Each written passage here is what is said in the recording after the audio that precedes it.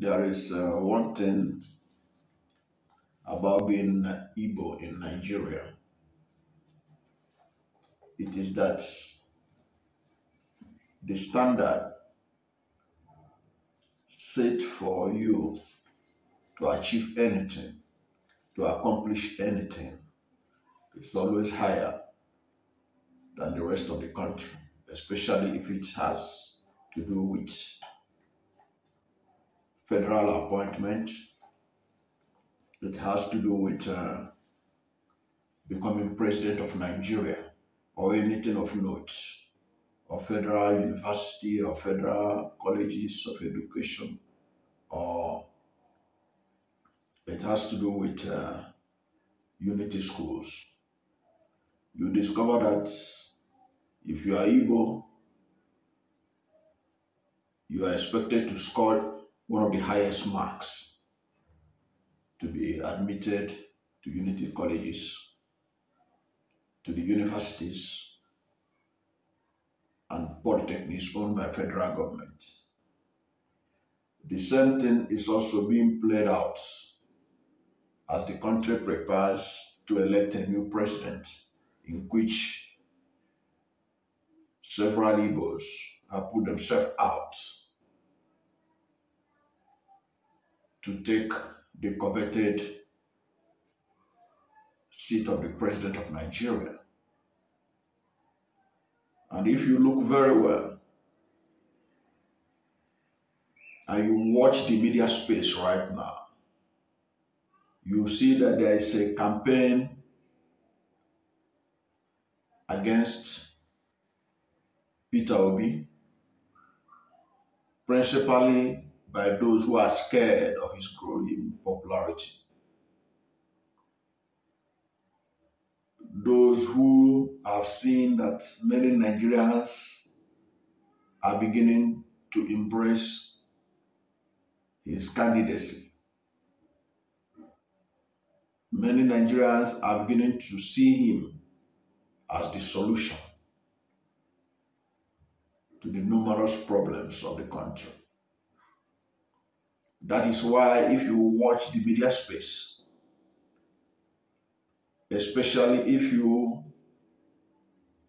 listen or read the news coming out from newspapers and broadcast organizations owned by Bola Ahmed Tinubu, they have unleashed their armory against Peter Obi. They're also using a lot of Igbo writers to push these attacks on Peter Obi. Now, I'm not here to tell anybody how to write or how to express his opinion or her opinion. But I want to draw attention to one particular campaign of calumny that is being put forward by an Igbo person. But that thing, when I read it, I could see between the lines that it was a hatchet job. It was not done with good intention for Peter Obi. It was an opinion written by an Igbo called Fredrick Nwabufo. He titled it, "Peter Obi's supporters are demarketing him." Peter Obi's supporters are demarketing him. This is opinion has been published in Sahara Reporters. It has been published by the Cable and several other online platforms. What he was saying was that the growing support of Igbos for Peter Obi is harming the Peter Obi campaign. This to me is absurd. in several ways. And I will tell you why. Because of what I told you earlier on, that different standards are always set for Igbos in achieving anything at the federal level. Now, look at it this way. If the Igbos of Southeast are not vocally in support of Peter Obi, or they are not vociferous in their support of Peter Obi right now, who is apparently one of the leading and best candidates in the country right now. Do you know what these people would have been saying? They would have been saying, see Igbo people, that's their problem. Look at Peter Obi, who is even one of their best materials. They are not supporting him. They are supporting someone else. Igbos are never united in anything. They are never united in any cause. That's what they would have said. That would have been the news making the traction everywhere. That look at Igbos. They are not even supporting their own Peter Obi, who has chance of becoming the president of the country based on his records. Now, like everything that has to do with people of Southeast, they are now turning the support that Peter Obi is enjoying right now to a negative. Something that ought to be a positive, they are now turning it to be a negative. That is the way they work, and people should watch it very carefully. Now, the allegation, if I may call it that Peter Obi supporters are mostly Igbos. While it is true and it should be so, is because this is the normal process for anybody who had ever come to the national level and get anything out of it. If you look at, except for Obasanjo, most of the leaders had always had home support first. The Tinubu that is now one of the leading candidates for APC presidential candidate had to build his support from the Southwest. Most of the supporters of Tinubu are from the Southwest. Nobody had ever accused, I'm not aware, if you have anybody who is on record to have accused Tinubu supporters of Southwest origin that they are harming his campaign by supporting him. That people are going to look at Tinubu as an ethnic champion because the Southwest or the Yorubas are supporting Tinubu. And look at Muhammad Buhari, President Muhammad Buhari. His strong base, even while by his performance in office, he has been losing a lot of supporters across the country. But you can bet that his strong base in the north are still with him. When his strong base was with him ahead of 2015 election, nobody accused them of trying to demarcate Buhari by the vociferous support of the northern masses and the elite for him. It was seen as an advantage. In fact, today, people talk about that Buhari can always boast of 12 million votes or 15 million votes that are guaranteed, that he have been winning 12 million votes or 13 million votes every election cycle that he had ever participated. Why? Because he had a solid home base support, and was seen as an advantage for him.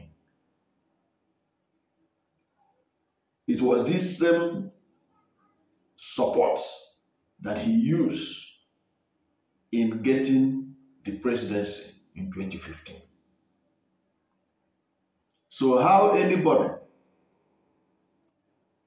could turn the support that Peter Obi is enjoying in the Southeast as a negative beats my imagination. But we need to discuss some of the things that this Fredrick Nwabufo wrote. He wrote a lot of negatives about Southeast people. He said the Southeast people are known for their liberalism, for their egalitarianism, for their open-mindedness. And now they have changed. That what they have done is that anybody who is against Peter Obi's presidential aspiration, that they are attacking the person right, left, and center, especially on social media. That they don't allow anybody with opposing view on Peter Obi to express himself. But it's not true. I don't think that's true, because the internet is an open field. You can always market your candidate or demarket anybody you want to demarket. The supporters of Peter Obi cannot put a restriction on what the supporters of others who may not be in support of Peter Obi. So he was saying that they are intolerant of opposing view. But the same thing is applicable even all over the internet, all over the social media. You cannot go to the platform that is meant for the support of Bola Ahmed Tinubu and go and say something negative, and you expect that they will tolerate it. They will reply you. Already there are cyber attacks that have been unleashed everywhere now, especially by supporters of Tinubu, who are ready to attack anybody who they see possesses any possibility of taking the tickets of APC from Tinubu, or who they perceive is likely to be the potential threat of Tinubu presidency in the presidential election from the PDP. That is why, if you are a regular monitor of the media and you look at the editorial policy of the Nation newspaper that is owned by Tinubu, they have unleashed their columnists against Peter Obi. Even though Peter Obi had not yet emerged the candidates of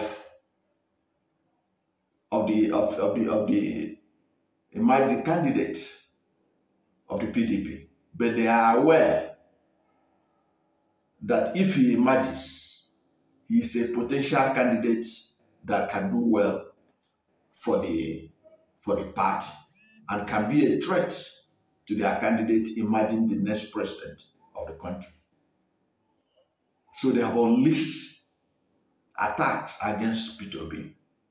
They have also done the same thing in the other media arm, the TVC television, where they gather panelists who only have good things to say about Tinubu and bad things to say about everybody else that is in the race for the 2023 presidential tickets of either the APC or the PDP. So this Fredrick Nwabufo is is actually doing their bidding. He didn't write this piece in good faith.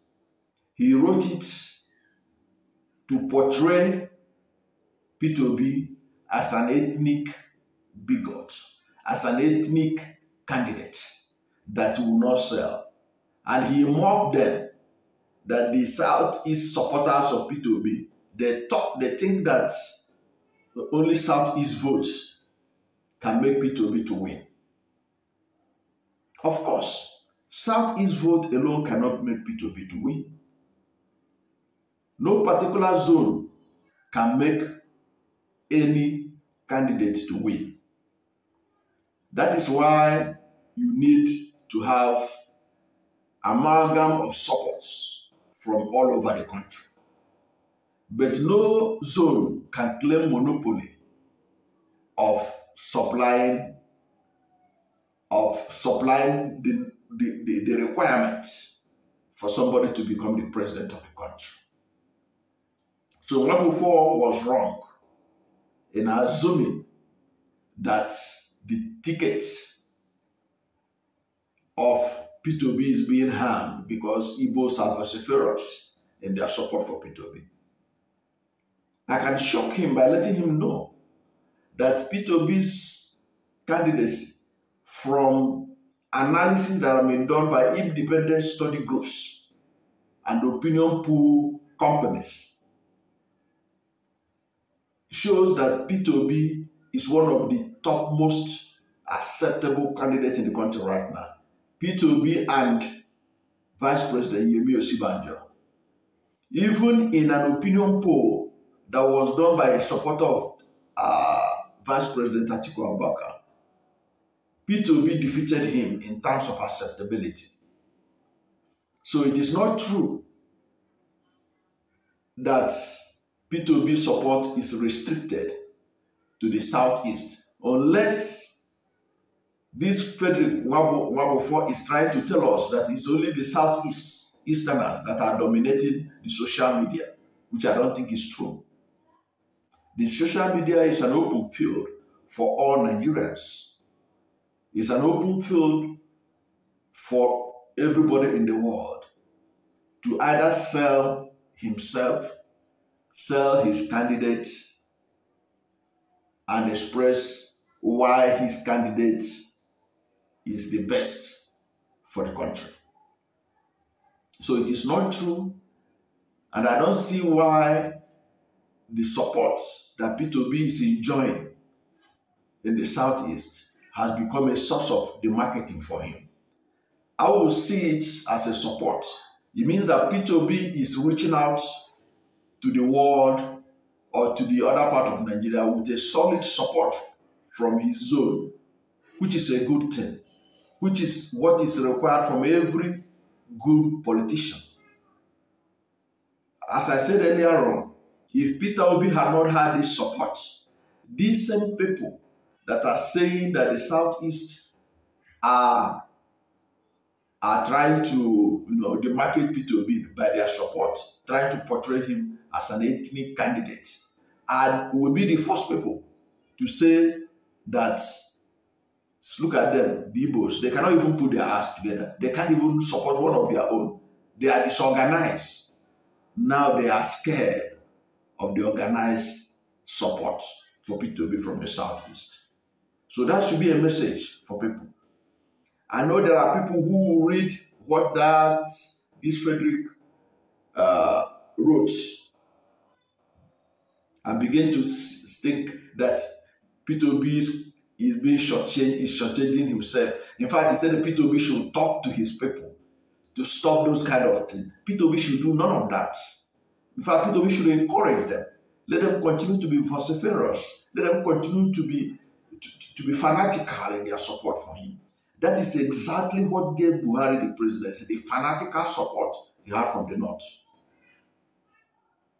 And when he combined that fanatical support with the support from other parts of the country in 2015, he got the presidency. So Peter Obi should not listen to such a negative advice. Yes, Because these are the same people who tell you that Igbos are never united. That the problem of the Igbos is that they can't speak with one voice. But when the Igbos spoke with one voice in 2011 and voted for Jonathan, that one is not one voice. They didn't speak with one voice when all of the Southeast states voted for Jonathan. When the whole of the Southeast voted for Atiku Abubakar and Peter Obi ticket in 2019, it is not one voice. These are people they say that they can't speak with one voice. But when they speak with that one voice is no longer a white voice, one voice when the Igbos speak in it. The Igbos spoke in one voice and they elected Yar'Adua president. Similarly, the Igbos spoke in one voice and rejected Muhammad Buhari in 2015 and 2019. Now that is one. What do they mean by now speaking with one voice? That is the same game they are playing all the time. And sometimes they get some Igbo people to help them market their propaganda. Like this Fredrick Nwabufo. But when you see him write it, you look at his name and stuff, you think he's doing it in the interest of Peter Obi. He's not. He's doing it to demarket Peter Obi actually. What Peter Obi has done has won national acclaim because of his management of the economy of Anambra State and because of his conduct as a person, as a governor, and because of his knowledge of political economy of Nigeria and of the world. Many have confidence in him that he can deliver the goods, that he can help in taking Nigeria out of the woods. So what he needed with his massive support from the Southeast is to galvanize other sections of the country to support his candidates. And he's already doing it. He has been moving around the whole country. And from, as I said earlier, opinion polls by independent pollsters have put Peter Obi ahead of all the other candidates. So he is doing well. Whatever he had been doing that made him to be the leading candidate in all the pollsters, in all the polls that have been conducted in the country, he has to continue to do it. He should not listen to people like Fredrick Nwabufo who are saying that his support from the Southeast is demarketing him. It is not demarketing him.